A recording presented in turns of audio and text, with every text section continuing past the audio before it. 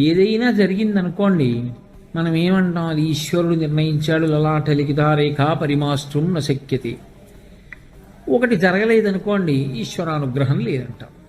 అప్పుడు ఒకడు గొప్పవాడు అయ్యాడు అనుకోండి, ఈశ్వరానుగ్రహం. ఒకడు గొప్పవాడు కాలేదనుకోండి, అది కూడా ఈశ్వర నిర్ణయం. వాడిని ఎందుకు తిట్టడం? అది ఆయన ప్రశ్న. ఒకడు భగవద్భక్తుడు, వాడు అదృష్టం, ఈశ్వరుడు వాడిని భక్తుడిని చేశాడు. ఒకడు సమస్త దురలవాట్లకి అలవాలం, వాడిని ఎందుకు తిట్టడం? ఒకడు మంచివాడైతే ఈశ్వరుడు పొగుడుతావా? ఒకడు చెడ్డవాడైతే మాత్రం ఈశ్వరుడు కాదండి వాడి తప్పంటావా? అప్పుడు వాడి ప్రమేయమే ఉంది. మంచిలో కానీ చెడులో కానీ రెండిటిలో వాడి స్వాతంత్ర్యం లేనప్పుడు రెండిటికి కర్త ఈశ్వరుడు కదా, వ్యక్తి కర్త ఎలా అయ్యాడు? అది ఆయన ప్రశ్న. నిజమే, అది పైకి చూసినప్పుడు అలాగే అనిపిస్తుంది. కానీ ఒక విషయం బాగా జ్ఞాపకం పెట్టుకోవాలి. ఒక మనిషి పాడయ్యాడు అనడానికి కానీ, ఒక మనిషి ఉండవలసిన పథంలో ఉన్నాడు అనడానికి కానీ ప్రమాణం ఏమిటి? ధర్మం. ఎవడు ధర్మాన్ని పట్టుకున్నాడో వాడు సక్రమమైన మార్గంలో ఉన్నాడు. ఎవడు ధర్మాన్ని వదిలేశాడో వాడు వక్ర మార్గంలో ఉన్నాడు. ఇప్పుడు ధర్మాన్ని ఎందుకు వదిలేడు అంటే, తన మనసులో పుట్టినటువంటి కోరిక తీర్చుకోకుండా ఉండలేక ధర్మాన్ని వదిలేశాడు. ధర్మమా కోరికయా అంటే, నాకు కావలసినది కోరికయే, ధర్మంతో సంబంధం లేదు. ఏమంటే ఇది ఈశ్వరుడు కదా మరి భావప్రచోదనం చేస్తున్నది అంటే, ఇక్కడ మీరు ఒక మాట బాగా గట్టిగా పట్టుకోవాలి. మనిషిని వాసనా బలం పట్టుకుని ఉంటుంది. వాసనా బలము అన్న మాట మీకు తేలికగా అర్థం అవడానికి నేను ఉదాహరణ చెప్తాను. నేను ఎప్పుడూ మామిడి పండు తినలేదనుకోండి. మీరు నాకు మామిడి పండు అంటే ఇలా ఉంటుంది, అందులో పీచు ఉంటుంది, అందులో గుజ్జు ఉంటుంది, అది రసం ఉంటుంది, దాన్ని మీరు ఇలా గట్టిగా పట్టుకుంటే చిట్లుతుంది, అందులోంచి తీయటి రసం వస్తుంది. దాన్ని నోట్లో పట్టుకు చీకుతుంటే ఆ పీచులోంచి తీయటి రసం వస్తే ఎంత బాగుంటుందో, ఎంత చెప్పినా నాకేమనిపిస్తుంది, ఏమో అనిపిస్తుంది. నాకో మామిడి పండు ఇచ్చారనుకోండి, నేను తిన్నాను అనుకోండి, నా మనసు ఆ అనుభవాన్ని దాచుకుంటుంది. మామిడి పండు అంటే ఇలా ఉంటుంది, మామిడి పండు వాసన ఇలా ఉంటుంది, మామిడి పండు రుచి ఇలా ఉంటుంది. రుచి అంటే అనురక్తి, వాసన అంటే దాని అనుభవం. రుచి అన్న మాటకు అర్థం దాని యొక్క రుచి అని కాదు, రుచి అంటే అనురక్తి అని.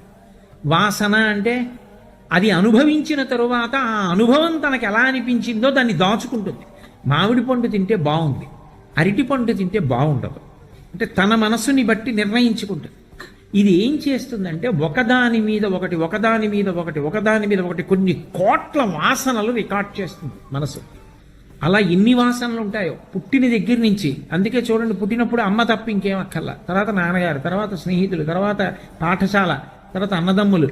అమ్మ లేకపోతే అమ్మ బాబోయ్, అమ్మ లేకపోతే ఉండగలనా అంటాడు. అదే తల్లికి అంత్యేష్టి సంస్కారం చేస్తాడు ఒకప్పుడు. బతకట్లా. భార్య లేకపోతే అంటాడు, ఈ ఇల్లు లేకపోతే, ఈ పదవి లేకపోతే అంటాడు. లేకుండా పోయినా బతుకుతాడు. మనసు ఏం చేస్తుందంటే, ఈ వాసనలన్నింటినీ దాచుకునేటప్పుడు మెల్లమెల్లగా మెల్లమెల్లగా మెల్లమెల్లగా ఏం చేస్తుందంటే, తనకి ప్రియాతి ప్రియమైనటువంటి వాసనలు కొన్నింటిని, 2-3 వాసనల్ని బాగా లెక్క పెట్టుకుని అనురక్తం అవుతుంది. అనురక్తం అవుతోందని గుర్తు ఏమిటంటే, మీరు ఏం చేస్తూ ఉండండి అటు ఎడుతూ ఉంటుంది మనసు. అటు వెళ్ళి ఓసారి దాన్ని గుర్తు తెచ్చుకుంటూ ఉంటుంది. నాకు నా కొడుకు మీద వాసనా బలం ఎక్కువ అనుకోండి, వాడి మీద ప్రీతి అనుకోండి, ఏం చేసినా వాడిని ఒకసారి గుర్తు తెచ్చుకుంటాను. డబ్బు మీద ప్రీతి అనుకోండి, దాన్ని గుర్తు తెచ్చుకుంటాను. నాకున్న భూముల మీద ప్రీతి అనుకోండి, దాన్ని గుర్తు తెచ్చుకుంటుంటారు. అది వాసన అంటారు. మనసుకున్న లక్షణం ఏంటంటే, అది గుర్తు తెచ్చుకోవాలన్నా, అది అనుభవించాలన్నా, రుచి దేని మీదన్నా దాని దృష్టి వెళ్ళాలన్నా అది కదలాలి. అది కదలాలంటే దానికి ముందు ఊపిరి ఉండాలి. ఊపిరి కదిలితే మనసు కదులుతుంది. అందుకే ప్రాణాయామం చేస్తే మనసు ఆగుతుంది. ఇప్పుడు ఆఖరి ఊపిరిలో ఆఖరిసారి కదులుతుంది మనసు. ఆఖరిసారి కదిలినప్పుడు అది పాపపుణ్యాల్ని బట్టి ఏం చేస్తుందంటే, ఊర్ధ్వముఖ చలనం చేయకుండా గుప్తంగా వెళ్ళిపోతుంది. ఆఖరికి ఎందులోంచి వెళుతుందంటే, ఒక రోమకూపంలోంచి కూడా వెళ్ళిపోతుంది. అందుకే అది సూక్ష్మ శరీరం. చిన్న వెంట్రుక పుట్టిన రంధ్రం ఉంటుంది, శ్వేదరంధ్రం, చెమట పుట్టే రంధ్రం, ఆ రంధ్రంలోంచి వెళ్ళిపోతుంది. వెళ్ళిపోయేటప్పుడు అది ఏం చేస్తుందంటే 5 జ్ఞానేంద్రియముల యొక్క శక్తుల్ని వెనక్కి లాగి మూట కట్టుకుంటుంది. కంటి నుంచి చూసే శక్తిని లాగేసి మూట కట్టేస్తుంది, చెవి నుంచి వినే శక్తిని లాగి మూట కట్టుకుంటుంది. అలా 5 ఇంద్రియముల శక్తులు వెనక్కి లాగి మూట కట్టుకుని ఆఖరిసారి కదిలినప్పుడు ఆఖరణ తనకి బాగా ఇష్టంగా నిలబడిపోయిన వస్తువేదో దాన్ని స్మరిస్తుంది. మనసంటే స్మరణ కదా మరి, అది అంతిమ తీర్పు. అందుకే నరుడి పునర్జన్మలో ఈశ్వర ప్రమేయం ఉంటుంది. ఏది తలుచుకుని వెళ్ళాడో అదే పునర్జన్మని ఇస్తాడు ఈశ్వరుడు. అదే ధన్య అని భాస్కర్ రాయల వారు వ్యాఖ్యానం లలితా సహస్రానికి. మీకు ఉదాహరణకి నా ఆఖరి ఊపిరిలో శ్రీరామాయణం జ్ఞాపకానికి వచ్చిందనుకోండి, అంటే దాని అర్థం బాగా నా మనసు రామాయణంలో రంజిల్లిపోయింది, అందుకని అది గుర్తొచ్చింది ఆఖరి కదలికలో. అంటే నాకు తెలియకుండానే నా మనసు దాని మీద అనురక్తమైపోయి ఉండిపోయింది. ఇప్పుడు వచ్చే జన్మలో ఈశ్వరుడు ఏం చేస్తాడంటే ఒక మహావిద్వాంసుడి కడుపున నేను మళ్ళీ మనుష్యుడిగా పుట్టేట్టు చేస్తాడు. ఆయన చిన్నతనం నుంచి నాకు వేదాంగములు నేర్పి ధర్మపదంలో నడిచేటట్టు చేసి నా పునర్జన్మలను తగ్గిస్తాడు. ఇప్పుడు మనసు ఏం చేస్తుందంటే పునర్జన్మలోకి వెళ్ళిపోయినప్పుడు ఏదో ఒక్క వాసన పట్టుకుని వెళ్ళిపోదు, దీనితో పాటు కొన్ని పట్టుకుని ఎడుతుంది. అందుకే మీరు కొంతమంది పిల్లల్ని చూడండి, చిన్నతనంలో రాగం పాడితే గుర్తుపడతారు, ఇది రాగం అంటారు. ఎలా తెలిసింది వాళ్ళకి అంత చిన్నతనంలో? అంటే గత జన్మలలో వాడు ఒక పెద్ద సంగీత విద్వాంసుడు, రాగాలు రాగాలు రాగాలు అవే ఆలోచిస్తూ వెళ్ళాడు. ఈ జన్మలో వాడికి సాధన లేకుండా చెప్తాడు. ఒక్కొక్కడు చూడండి, ఒకసారి చదువుతాడు ఆ పద్యాలన్నీ వచ్చేస్తాయి, ఎందుకంటే వాడు గత జన్మలో అంత సాధన చేశాడు అవన్నీ, అందుకే అన్నీ వచ్చేస్తాయి ధారణలోకి. ఇప్పుడు ఈ వాసనల్లో కొన్ని వాసనలు ఏమవుతాయంటే, నేను ముందు మంగళప్రదమైనవి చెప్పాను, అభ్యున్నతి కారకాలు. కొన్ని చెడు వాసనలు కూడా పట్టుకెడుతాయి. నాకు అన్ని మంచి విషయాల మీదే అనురక్తమై ఉండాలని ఎక్కడుంటుంది? ఉండకూడని విషయం మీద నాకు ఉండిపోయింది అనుకోండి. నాకు మధుపానం అలవాటు, కళ్ళు తాగుతూ ఉంటాననుకోండి ప్రతిరోజు. నేను కేవలంగా ఒక ఉదాహరణకి చెప్తున్నాను. కళ్ళు తాగడం నాకు అలవాటు అనుకోండి, ఆ కళ్ళు తాగడం మీద ఆఖరి ఊపిరిలో స్మరిస్తుంది. అప్పుడు ఏమవుతుందంటే వచ్చే జన్మలోకి వెళ్ళినా వాడికి కళ్ళు మీదకి దృష్టి ఎడుతుంది, దాని మీదకి లాగుతుంది మనస్సు. ఎందుకంటే ఇది వాసనాబలం, గత జన్మల నుంచి తెచ్చాడు, తెచ్చుకుని లాగుతుంది. ఈశ్వరుడు ఏం చేస్తాడంటే బుద్ధినిస్తాడు. బుద్ధి అంటే నిర్ణయాత్మక శక్తి. ఇది ఇతర ప్రాణులకు ఇవ్వడు, ఒక్క మనుష్యునకే ఇస్తాడు. ఎందుకని అంటే మనుష్యుడు ఏం చేస్తాడంటే ఆ బుద్ధికి శాస్త్రాన్ని గురువుని ఆధారంగా ఇచ్చాడనుకోండి, ఇస్తే వాసనని గెలుస్తాడు. గురువుగారి పాదాలు శాస్త్రము వీటి యందు బుద్ధి అనురక్తమైందనుకోండి, ఇప్పుడు అనురక్తమైంది. జాగ్రత్తగా కుక్క పిల్లని మచ్చిక చేసుకున్నట్టు మచ్చిక చేసుకుని అక్కడ పెట్టాడు. మెల్లిగా మనసుకున్న లక్షణం ఏంటంటే ఇష్టం లేకపోయినా అదే గుర్తు చేస్తుంది, అది దానికి ఉన్న లక్షణం. నాకు 5 అయ్యేటప్పటికీ కాసేపు గంతులేద్దాం రోజు, ఓ 15 రోజులు అనుకున్నాను అనుకోండి, ఏమైనా అసలు అర్థం ఉందా దానికి? 5 అయ్యేటప్పటికి ఎవరూ చూడకుండా తలుపు వేసుకుని గంతులు వేస్తున్నాను. 5 రోజులైంది, 6వ రోజు 5 అవుతోంది, కాసేపు నువ్వు గంతులు వెయ్యాలని ఎవరు గుర్తు చేస్తారు? మనసే గుర్తు చేస్తుంది. అది దానికి ఇష్టమా? ఏమిటి అది, ఏమిటి తలుపు వేసి ఇందుగా గంతులు వేయడం అన్నా? ఇప్పుడు నువ్వు 15 రోజులు గంతులు వేయాలనుకున్నావుగా, 5 అయింది, గంతులు వేయి అని అదే గుర్తు చేస్తుంది. అలా దానికి ఇష్టం లేకపోయినా మొదట్లో అది మెల్లిగా గురువు దగ్గరికి శాస్త్రం దగ్గరికి వెళ్ళడం మొదలెడుతుంది. దానికి ఉన్న లక్షణం ఏమిటంటే అనురక్తం అవుతుంది. విని అబ్బా నిజమే, గురువు పాదాలు పట్టుకోవాలి, శాస్త్రం పట్టుకోవాలంటే. గురువుని శాస్త్రాన్ని పట్టుకుంటే వాసనా బలాన్ని జయిస్తాడు. ఇప్పుడు ఏం చేస్తాడంటే చిచి కళ్ళు తాగడం ఏంటా, తప్పు, తాగకూడదంటాడు. గత జన్మలో గెలవలేకపోయిన దాన్ని ఈ జన్మలో గెలిచాడు. ఇప్పుడు నువ్వు ఒక మంచి మార్గంలో వెళ్ళడానికి నీకు బుద్ధిని ఇచ్చినప్పుడు ఈశ్వరుడు నువ్వు అభ్యున్నతి పదంలో నడవడానికి కావలసిన ఆస్తిని ఇచ్చాడా లేదా? నీ కర్మకు ఎవడు పాత్రుడు? నువ్వే. ఉద్ధరేణ ఆత్మనాత్మానం. నీకు బుద్ధిని ఇచ్చాడు కాబట్టి సక్రమంగా వినియోగించు, ఉన్నత పదంలో వెడతావు. బుద్ధి ఇచ్చినా మళ్ళీ ఆ బుద్ధిని పట్టుకెళ్ళి చెడు మార్గాల దగ్గరే పెడితే అవి తప్పని తెలిసి కూడా అక్కడే పెట్టి దాన్నే పట్టుకు తిరుగుతానంటే ఇంకా కొత్త వాసనా బలాలు తెచ్చుకుంటాం. అప్పుడు ఇక సాధన ఎక్కడ ఉంటుంది? వచ్చే జన్మలో తిరియక్కవుతాడు. ఎందుకంటే ఆఖరణ తలుచుకున్నవంత భయంకరమైనవి స్మరిస్తాడు. దాన్ని బట్టి తిరియక్కంటే భూమికి అడ్డంగా వెన్నుపా ఉండే ప్రాణిగా వెళ్ళిపోతాడు. ఇప్పుడు ఎవరు నిర్ణేత? మనుష్య జన్మ దగ్గరికి వచ్చేటప్పటికి ఒకడు బాగుపడినా ఒకడు చెడిపోయినా ఎవడు దానికి కర్త?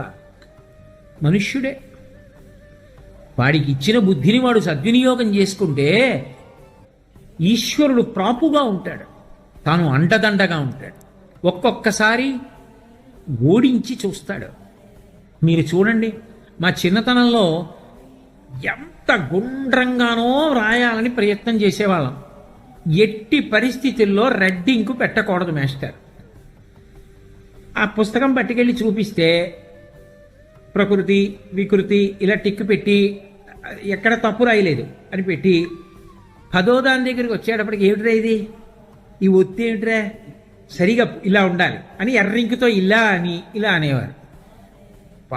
అని మనసు చిన్నబుచ్చుకునేది. రేపైనా ఎర్రింకు పెట్టించుకోకూడదు. బొక్క నాటికి చేసేవారు కాదు. ఎప్పుడూ ఎర్రింకే, ఏదో ఒకటికి ఉండదు ఆ ఎర్రింకు లేకుండా. ఆఖరికి ఒళ్ళు మండి ఏంటంటే రోజు ఎర్రింకుతో ఏదో ఒకటి పెట్టేస్తానేంటి మాస్టర్, ఎంత కష్టపడి రాసినా అంటే, ఒకటి గుర్తుపెట్టుకో, నేను ఎర్రింకుతో అలా అనకుండా ఒక్కటి కూడా 4 రోజులు నిన్ను వదిలేస్తే నువ్వు పాడైపోతావురా. అందుకురా ఇలా పట్టుకుని ఉంచాను నిన్ను ఎప్పుడో తలాలో నాకు తెలుసురా, అప్పుడు నా ఎర్ర పెన్ను పెట్టనులేపో. ఎవరు మాస్టర్? ఈశ్వరుడు ఏం చేస్తాడు? ఒక్కొక్కప్పుడు మీరు అనుకున్నవి జరగకుండా చేస్తాడు. అయినా వాడు నాకు ఎందుకు ఇవ్వలేదు అని వదలడంలో భక్తి ఉంది. వాడు ఇచ్చాడు, నా గొప్ప కాదు, వాడు ఇచ్చాడనడంలో నిలదొక్కుకోవడం. ఇప్పుడు ఆ భక్తికి ఆధారం శాస్త్రం, గురువు, దానికి శ్రద్ధ అని పేరు. ఇప్పుడు ఆ బుద్ధిని ఎవడు వినియోగించాడో వాడు పైకెక్కుతున్నాడు, ఎవడు వినియోగించుకోలేదో వాడు వాసనా బలాన్ని జయించలేకపోవడం కాదు, కొత్త వాసనలు కూడా తెచ్చి మీద పెట్టుకుంటున్నాడు. ఇప్పుడు వాడిని ఎవరు ఉద్ధరిస్తాడు? మళ్ళీ ఆఖరి ఊపిరిలో గత జన్మలలో ఈ మనుష్య జన్మ మళ్ళీ రావడానికైనా కారణమైంది అది. ఇప్పుడు మనుష్య జన్మ రావడానికి కాదు, కొన్ని కోట్ల జన్మలు తిరియక్కుపోవడానికి పనికి వస్తుంది. ఎవడు ఉపయోగించమన్నాడు బుద్ధిని అలా? అందుకే ఏ పని చేసినా మనం ఏమడుగుతామంటే ధియోయోన ప్రచోదయాత్, మా బుద్ధులు ప్రేరేపింపబడుగాక. దేని యందు? గురువు యందు, శాస్త్రమునందు, ధర్మమునందు ప్రేరేపింపబడుగాక. అటువైపుకి వెడితే భద్రం, వెళ్ళనప్పుడు ప్రమాదం. అందుకే పిల్లవాడికి కత్తివ్వడం ఎంత ప్రమాదమో మనసుకి వాసన అందించడం అంత ప్రమాదం. అందుకే నిషిద్ధ కర్మ అంటుంది శాస్త్రం. దాని జోలికి వెళ్ళవద్దు. అసలు దాని రుచి ఏమిటో చూసి దాని వాసన లోపల పెట్టుకుందామని ప్రయత్నించకు. దాన్ని అధిగమించలేకపోయావో కోట్ల జన్మలు వెళ్ళిపోతావు. కాబట్టి అసలు దాని జోలికి వెళ్ళద్దు, భంజించేసేయి అంటూ. ఇప్పుడు ఒకడి వృద్ధికి కానీ ఒకడి పతనానికి కానీ కారణం వాడే. వాడి బుద్ధిని వాడు సక్రమంగా వినియోగించుకోవడం మీదే ఉంటుంది. అలా వినియోగించుకోవాలని ప్రయత్నం చేస్తే కచ్చిత్ పురుషకారంచ దైవంచ ప్రతిపద్యతే అంటుంది సీతమ్మ. మన ప్రయత్నానికి ఈశ్వరుడి యొక్క అనుగ్రహం తోడవుతుంది, సాధిస్తాం. ఒక చోట తోడు కాలేదు, ఏమి ఇబ్బంది లేదు, అది కూడా మనం ఊంచుకోవడానికే కారణం. ఓ ఎందుకు ఇవ్వలేదో ఈశ్వరుడు, వాంఛితార్థ ప్రదాయిని. నేను కొన్ని కోరికలు కోరచ్చు, అమ్మవారు ఇవ్వదు. ఎందుకు ఇవ్వదు? ఒరే నీకు ఈ అనుభవం వస్తే నీ జీవితంలో అన్నీ పాలుకావు. కొన్ని విషయాల్లో నువ్వు జాగ్రత్తగా ఉండాలన్న అనుభవం ఒకటి నీకు నేర్పాలని అనుకుంటున్నాను, అందుకు నీకు ఇలాంటి అనుభవం ఇచ్చానని అమ్మవారు నన్ను జాగ్రత్త నేర్పుతోంది అని తీసుకుంటే నీకు ఇబ్బంది కాదది, లేకపోతే చతికిల పడిపోతావు. కాబట్టి బుద్ధిని వినియోగించుకోవడం అన్నదే మనుష్యుడి యొక్క ఉద్ధరణకు కారణము. అంతేకాని అన్నిటికీ ఈశ్వరుడు కారణం అయ్యాడు అనుకోండి, అప్పుడు ఆయన పైశాచిక మనస్తత్వం ఉన్నవాడు అవుతాడు. చాలామంది పాడవడానికి ఆయన కారణం అవుతాడు. ఆయన పక్షపాతం ఉన్నవాడు అవుతాడు, ఎవరో కొంతమందిని మాత్రమే ఉద్ధరించిన వాడు అవుతాడు. ఆయనకి రాగరహితుడు, ఆయనకి ఎవరి యందు పక్షపాతం లేదు, ఎవరి యందు ద్వేషం లేదు. ఆయనకి కావలసింది ధర్మం ఒక్కటే. అలా ఎవడు బ్రతుకుతాడో అంటే దాన్ని అలా బ్రతికించగలిగిన వాడెవరు? గురువు ఒక్కడే. ఎందుకని? ఏనుగు అపారమైన బలం. ఏ మావటి సన్నగా ఉంటాడు. నిజంగా ఏనుగు తలుచుకుంటే మావటిని ఇలా చుట్టి విసిరి అవతల పారేస్తుంది, కాళ్ళ కింద పెట్టి తొక్కేస్తుంది. ఆ మావటి అంకుశం పట్టుకుని తొండం మీద ఎడంచేత్తో ఇలా కొట్టాడు. కొట్టే ఇలా జాగ్రత్తగా తొండం కిందకి దింపేస్తుంది. ఏనుగుని మావటి లొంగ తీసుకున్నాడా తన బలంతో? మావటికి ఏనుగు లొంగిపోయిందా?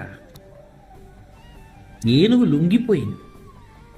కొన్ని అభ్యున్నతులు దేని మీద ఉంటాయంటే నువ్వు లొంగడంలో ఉంటాయి. లొంగడం తక్కువ కాదు. అందుకే నువ్వు వశపడాలి. వశపడము అన్న మాటకు అర్థం ఏంటంటే ఆయన ఏం చేశాడు నా పట్ల అన్న మాట ఉండదు ఇంకా. అందుకే గురువుగారు నాకేం చేశారు, గురువుగారు నాకు ఎంత పెద్ద పీటేశారు, గురువుగారు నన్ను ఎంత గౌరవిస్తారు, ఆ మాటలు ఉండవు. గురువుగారికి నేను వశవర్తిని. గురువుగారు ఏది చెప్తేది చేయడమే. గురువు నన్ను గౌరవించడం ఉండదు. గురువు వలన మానవమానవులన్న మాట నాకు లేవు. నేను ఆయనకి వశవర్తిని. ఆయన ఏం చెప్తేది చేస్తానంతే. అలా వశపడ్డావా అభ్యున్నతి. ఏనుగు మావటికి వశపడినట్టు. వశపడలేదా? తండ్రికి, గురువుకి, తల్లికి, దైవానికి ఎవరికీ నువ్వు వశపడలేదు. బుద్ధి వక్రించిందని గుర్తు. ఎవరికీ వశపడనప్పుడు నువ్వు ఎలా అభ్యున్నతిలోకి వస్తావు? అందుకే గురువు మాట చెప్తే శాసనమే తప్ప సలహా కాదు. ఒరే ఇలా రా అన్నారు గురువుగారు, అంతే వెళ్ళిపోవడం. రేపురా, రేపు వెళ్ళడమే. గురువుగారు రమ్మనలేదు, ఊరుకోవడమే. ఏదో కార్యక్రమం మీద పెడతాను గురువుగారు, కాదు ఒరే నువ్వు వెళ్ళి మళ్ళీ రేపు రా. ఎక్కడి నుంచి? విశాఖపట్నం నుంచి రా, వచ్చేస్తాను గురువుగారు, అంతే. వశవర్తిని నేను గురువుగారికి. ఆయన ఎలా చెప్తే అలా చేస్తానంతే తప్ప నాకు ఇంకొక భావన ఉండదు. ఎందుకని ఆయన నా అభ్యున్నతి కారకుడు. ఆయన ఏం చెప్తే దానికి నేను వశపడి ఉంటాను. అది ఆ వశపడడం అనేటటువంటిది ఏనుగు లొంగిపోయినట్టుగా. ఒక పావంతటిది బుట్టలో పెడితే పడుకుంటుంది. బుట్ట తీస్తే పారిపోదు గబగబా. ఆ పాములాడించేవాడు ఊతుంటే తను జాగ్రత్తగా అలాగే ఉంటుంది. వాడు ఆఖరణ తిప్పి కర్ర పెట్టి పడగ మీద కొడతాడు. కొడితే ఇలా పడుకుంటుంది, బుట్ట పెట్టేస్తాడు, అందులోనే ఉంటుంది అంతే. వశపడిందా లేదా? ఒక సింహం ఉంది, ఆడించేవాడికి వశపడింది. ఓ గుర్రం ఉంది, ఎక్కేవాడికి వశపడింది. ఓ గాడిది ఉంది, సాకలికి వశపడింది. ఓ కుక్క ఉంది, యజమానికి వశపడింది. వశపడకుండా తిరగబడనివ్వండి, సావగొట్టి బయటికి తోసేస్తారు. కుక్క యజమాని మీదే తిరగబడి కరిచిందనుకోండి, చితక్కొట్టి బయటికి తోసేస్తాడు. ఇది నన్నే కరుస్తోంది, ఇంకిందికి కుక్క అంటాడు. ఓ గుర్రం, తాను ఎక్కిన బారని గుర్రము యజమాని ఎక్కితే కదలలేదనుకోండి, దిక్కుమాలిన గుర్రం నాకెందుకని అవతల పారేస్తాడు. గాడిద బరువు వేస్తే కింద పడుకుందనుకోండి, నేను మొయినని అవతల పారేస్తాడు గాడిదని. లొంగితే నెత్తిన పెట్టుకుంటాడు.